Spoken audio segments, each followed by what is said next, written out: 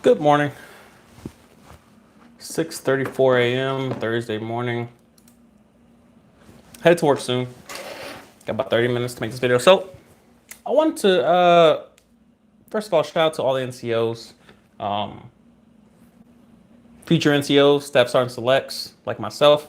I must acknowledge something. The Staff Sergeant and quite possibly the Tech Sergeant, it has to be the most grueling, the most, however, impactful, most stressful job in the military. The role is huge, at least from what I've seen, at least in my career field and obviously, abroad. Um, it's amazing. It's amazing. And some of the people that tend to thrive in these positions, amazing. I'm impressed. And I'm worried at the same time. I'm worried. Being a Staff Sergeant Select, I can't ignore some of the issues that I'm observing from my position. I'm still wearing senior airman.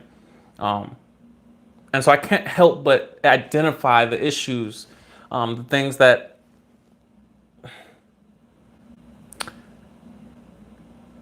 is broken. It's broken, to say the least. So I wanted to make a video really speaking to my own leadership, to NCOs, to fellow NCOs, Staff Sergeant Select, to those who will have to put on this role as someone who manages other people's energy. Because once you come in, I would argue between, the ranks of airmen through senior airmen, and obviously the equivalent in each other branch. I can only imagine to a certain point, but I would imagine that you're only responsible for your own energy. You're only responsible for what you are told to do at a given moment. And so it's a little easier than when it comes to how do you manage a collective? How do you manage a group? How do you get a group of people to accomplish a task and do it efficiently and consistently? How do you do that? And so, being an airman, I wanted to answer some questions that I would imagine NCOs are asking. I've spoken at so far 2 first sergeant symposiums, and the questions are all the same for the most part. My observations, and the things I was trying to bring light to, I haven't changed in terms of the things I'm trying to bring light to and the issues that we're dealing with. There are people issues. Obviously, the military runs on people. We are efficient because of people, the human mind. We have some of the most amazing, technology and equipment that we utilize. Hopefully, some of that comes to finance. Good Lord.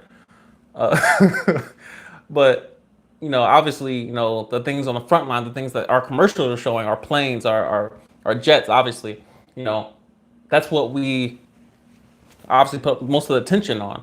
But there's layers. There's layers. But at the core of it, at the bottom, at the foundation, it's people. People, the human mind.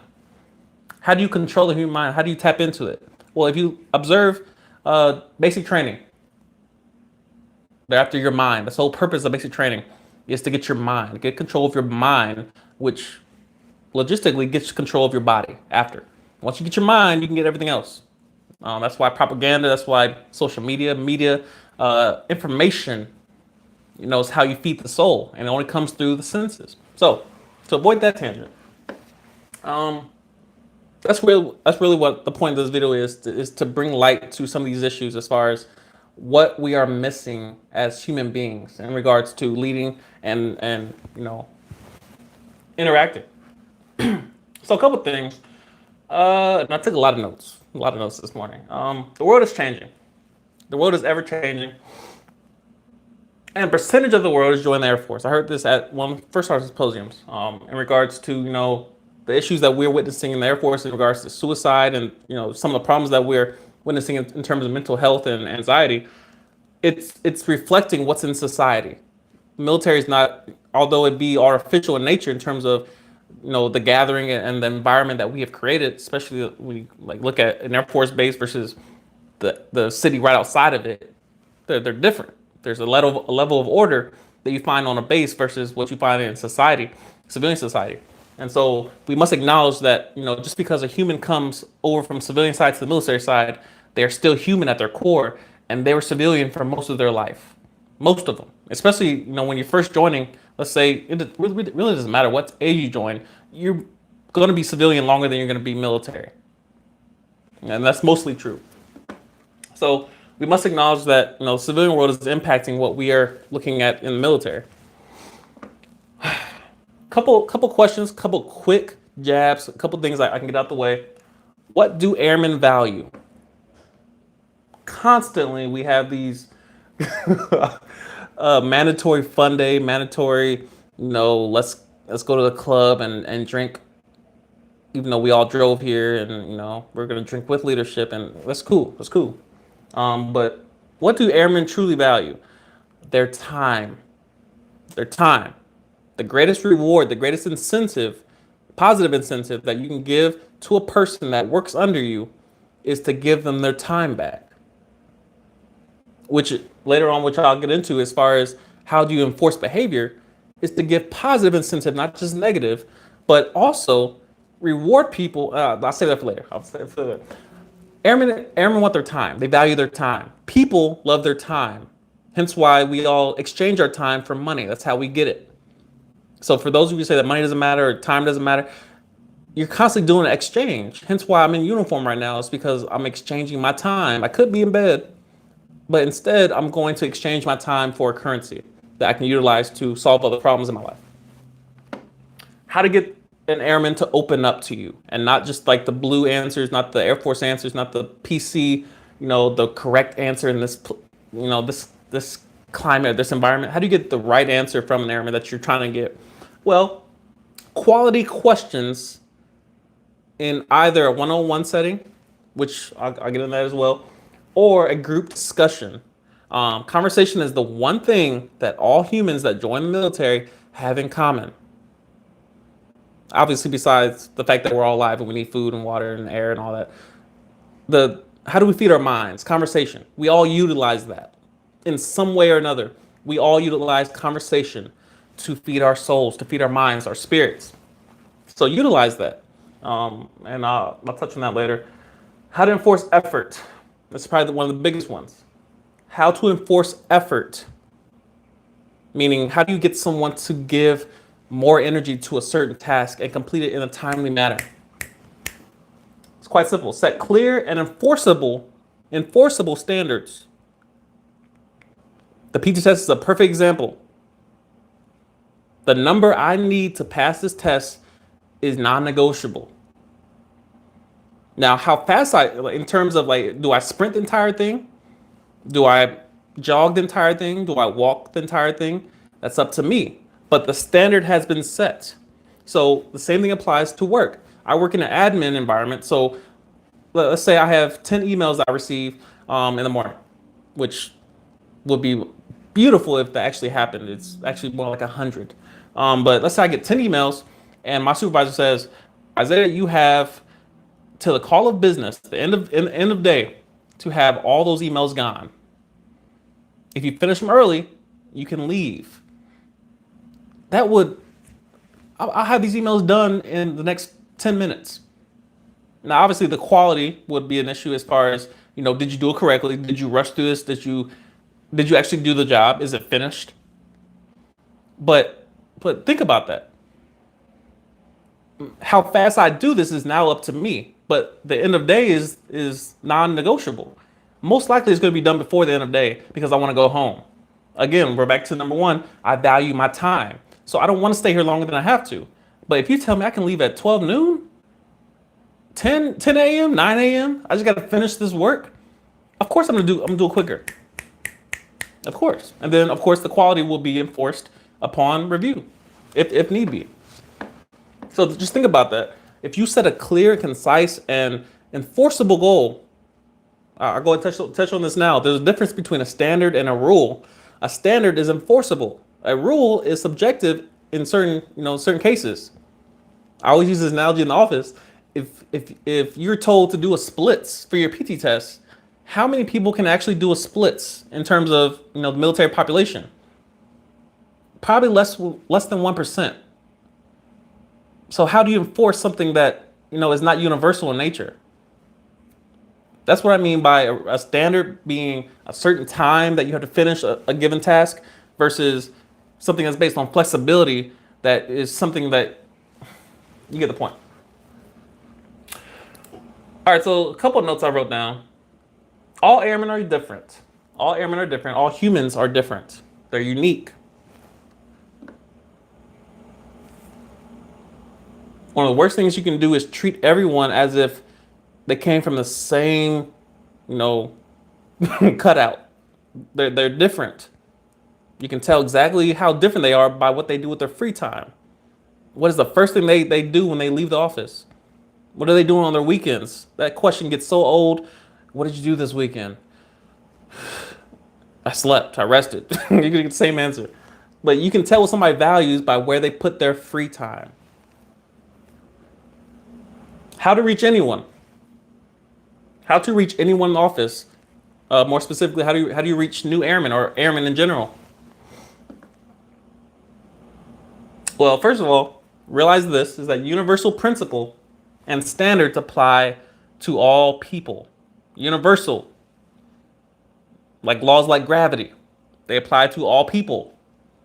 So you don't have to try to make somebody stay on the ground. It already applies to them. Laws like giving. They have their own reward. That applies to all people. I would like to think that there's less than 1% of less than 0.0000001% of our population in the military is psychopaths or sociopaths. But the rest of us can recognize when someone has sacrificed for us, has given to us. That does not go unrecognized by a human. So applying, universal principles to the people around you and to people that are under your employ, is imperative in order to control mass populations at the same time. You don't have to, cater to each individual. Use universal principle, universal actions to reach all of them at the same time. Let's see. So I touched on this before. Most rules, that are subjective in nature, they can't be enforced. And it's why we have a ton of loopholes. It's why we have a ton of issues in terms of upholding certain, regulations, is that they're subjective. They're subjective. If someone told you to sprint your entire PT test, define sprint.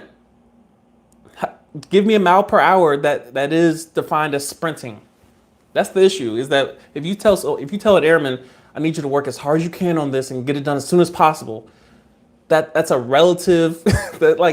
How do you enforce that? You're not working hard enough. By what standard?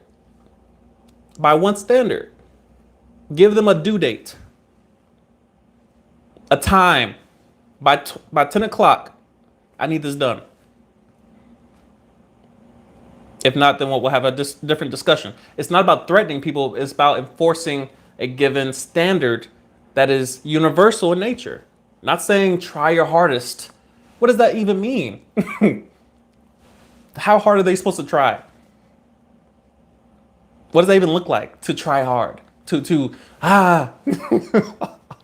give an enforceable, concise, and measurable, enforceable standard. A time, a date. You see how things get done. Let's see. Everyone is a collection of parts, experiences.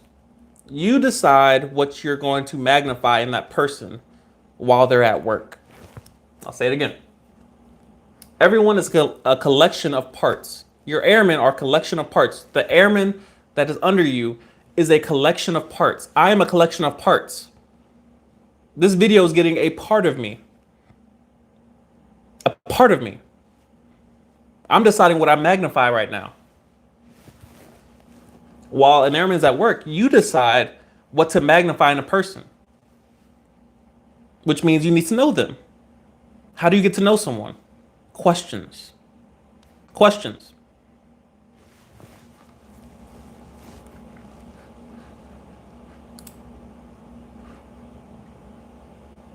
More conversation, less biased, subjective activities.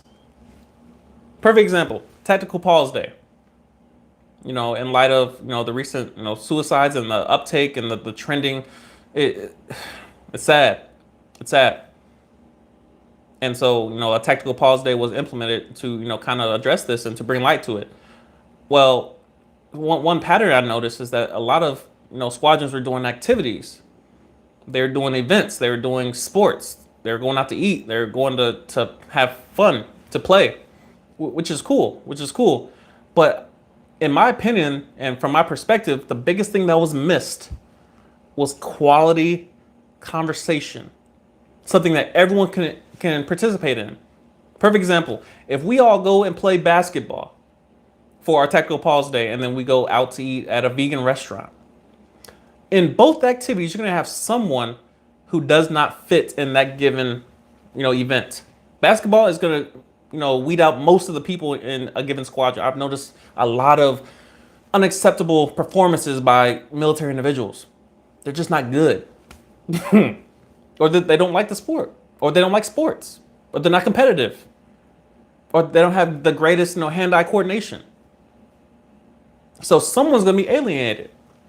Someone's going to be participating, and they're going to be uncomfortable the entire time, probably increasing the chances for, someone to feel anxiety or, I don't fit in this environment. I shouldn't be here. I don't deserve to be here. Why am I not athletic? But what's one thing they can participate in? Conversation. Questions, answers, perspective, gaining a new way of looking at things, getting things off their chest, honesty, being able to express how they feel, having someone actually take an interest in what they're saying, and it's not in the middle of the workday where they have something to do. One of the biggest issues, and I was trying to say this for later, one of the biggest issues I noticed from NCOs is that they will take the time to come ask you a question, but the timing and the environment of that question was all wrong. So if my shirt comes up to my desk and, let's say I'm working in the lobby, or I'm answering phones or emails, or I'm dealing with a customer at my desk, and you say, "How was your weekend?" or "How are you? Anything going on? What's wrong? What can I do for you?" That's not the time and place, because your answer is going to be automatic. It's going to be, a reactive answer. "I'm good. I'm well. I'm blessed. It was straight. Oh, I slept in. I didn't go nowhere. I didn't do nothing. It was good." You get those type of answers when the environment is not conducive to quality conversation. If you pull them aside, or you schedule a one-on-ones, let's say every 3 months you do a one-on-one with an airman, and you pull them in the office and you just say, "All right, you have 15 minutes. Say what's on your mind. What's going on? How's home? How's work? Give me the honest answer. What's your biggest struggle? What would make your day better if I had the power to change anything in your life right now at work or at home? What would make your life improve?" That's the environment for quality conversation that's going to lead to change versus, they're at their desk and they're with the customer and you walk up and you give small talk and they give small talk back. Nothing was accomplished there.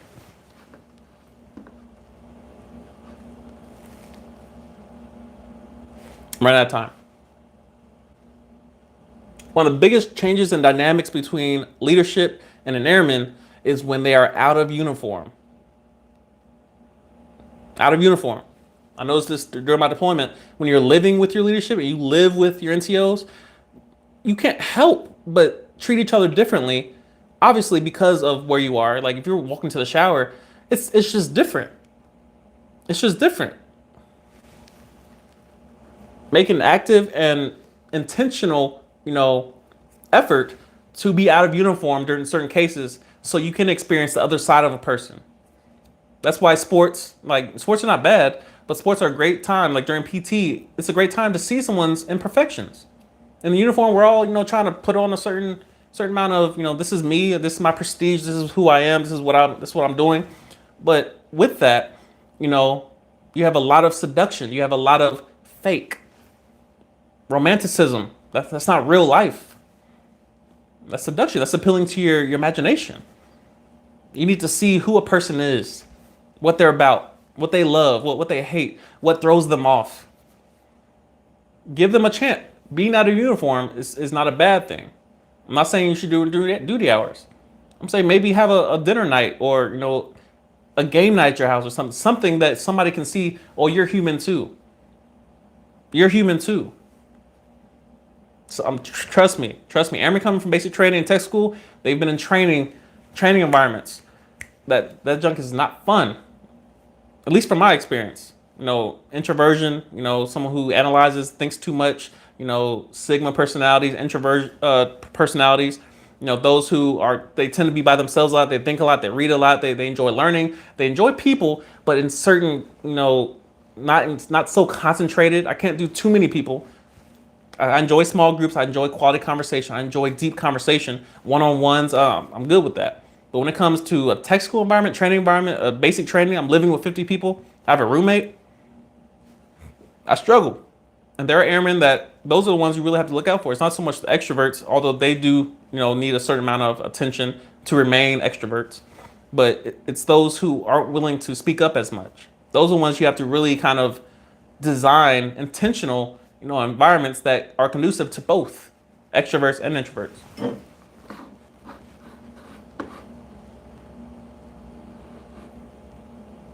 We talked about effort. It can't be enforced unless there's a enforceable standard, which then now you put the blame on the airmen to enforce their own behavior, to enforce their own quality of work and speed of work and velocity of work.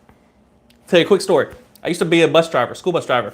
I drove for Tennessee, Nashville, Clarksville, Tennessee, right outside Fort Campbell. I used to be a school bus driver. So first day of school, I said, how do I control children? If I can't touch them, I can't yell at them, I can't cuss at them, how do I enforce their behavior? How do I get them to sit down? That's really all I wanted. I'm like, how do I just get them to remain seated so they're not in the aisle? And so if I slam on the brakes, they're not in my windshield. How do I avoid, having to get animated on these youngins out here, bro?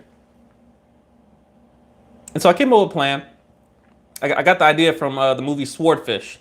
And it's basically the main character. I can't think of his name. The main character, he said, what would happen if a villain, he took some people hostage and he told the police what he wanted. And he gave them a time limit. And he said, if I don't have what I wanted from this time, over this date or time, whatever, I'm going to kill a hostage. And he actually did it. What would be the response of SWAT or police? Compliance. Especially when you kept doing it. All right, so it's been 10 minutes. I told you what I wanted. Where is it? Oh, we need a little bit more time. We're trying to get the pizzas and the plane and the cash. All right, pop. Let old girl go. What I tell y'all? You got another 5 minutes, and I'm gonna let somebody else go. Pop. You get compliance when you actually do what you say you're gonna do. So, how does this apply to the Air Force?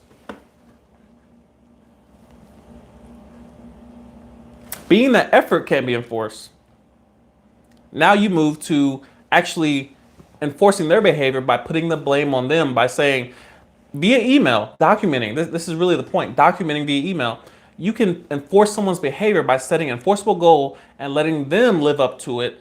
And then when they don't, you use their own admission, basically, to enforce their own behavior at the end when the consequences come. So it's not so much that you're forcing their hand, but you're allowing them, to be responsible. It's called accountability. Accountability.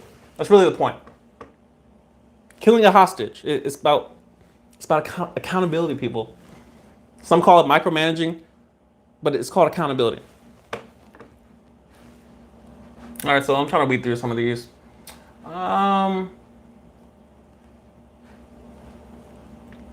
This goes back to, enforced behavior. You are responsible as a supervisor to set the minimum requirement. As we define, checking the box. I showed up, I did the job, we're on salary, so we're not getting paid per hour. So there'll be many hours that go by, I'm not doing anything. So it's the supervisor's job to set the minimum requirement as to, this is the goal for today. If you meet the goal, cool. But if they're meeting that too easily, increase it, increase the standard. There are a lot of smart airmen who are just flying under the radar. I know a lot of friends who are just chilling, and they know too much. They have too much experience, and they're flying under the radar. Challenge them.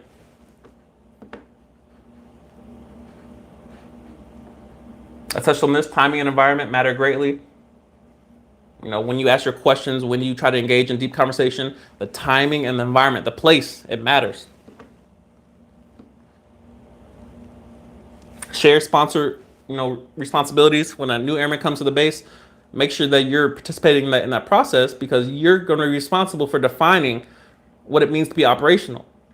Because sometimes you have sponsors who are just telling them shortcuts and what to get away with, and they're giving them the lowdown on who's suspect and who's dusty in the squadron, and who to watch out for it, and this person's cool, and that's your boy over there, and look out for her and watch out for this. And but you need to be participating in that process as to help the airmen discover the operational Air Force properly. Obviously, they're working for you, so I mean, they're gonna live out what they think, what they believe. Let's see. Pass on a lot of this. And just be consistent. I'll end with that. Just be consistent. Be consistent. Trust me, the airmen are watching. I'm watching. If I see that my supervisor is going home sick every couple of days, like they'll leave on a Thursday and they go to sick call, and they'll say I'm on 24-hour quarters, and then they come back on Monday and they go back to the ECC and they say they're still sick. People are watching that. They may be sick, who knows? But if it's too consistent in that area, I'm like, you playing the system quite well over there. They're watching. If they know that you're not going to do what you say you're going to do, if you send an email and it doesn't really hold any weight because you don't enforce anything, if you yourself don't know what you're doing, the airmen are watching. If you try to cut corners, if you're a liar, just be mindful of those things. Like, nobody's perfect. Obviously, because you made NCO, you're not automatically God. You're not automatically the next best thing. But you're still in a position of leverage. You're a position of power. Don't give away leverage to people that are below you. That's going to undermine your actual position. You won't be very effective.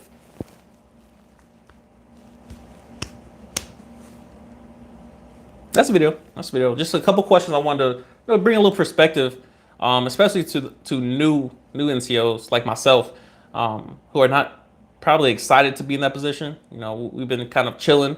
There's a lot more coming, and especially in my career field, as I observe, it doesn't look pleasurable. It doesn't look exciting to be in that position. So these kind of things I fall back on from my experience, from my reading, from my learning, from my studying, that I rely on to navigate this world I live in. The things I have to accomplish, the things I want to accomplish. I'm gearing up where I'm currently at, but also I'm preparing for where I will potentially be. And so I'm not, I'm not in a place where I can't, take care of my responsibilities when I actually get there. I want to prepare now, at least to know, this is how I'm going to proceed when I encounter this problem. When I see this person, when I have this situation, I have these experiences and this knowledge, this theory, to actually attempt to apply via wisdom. So that's the video. Say what's good to your boy.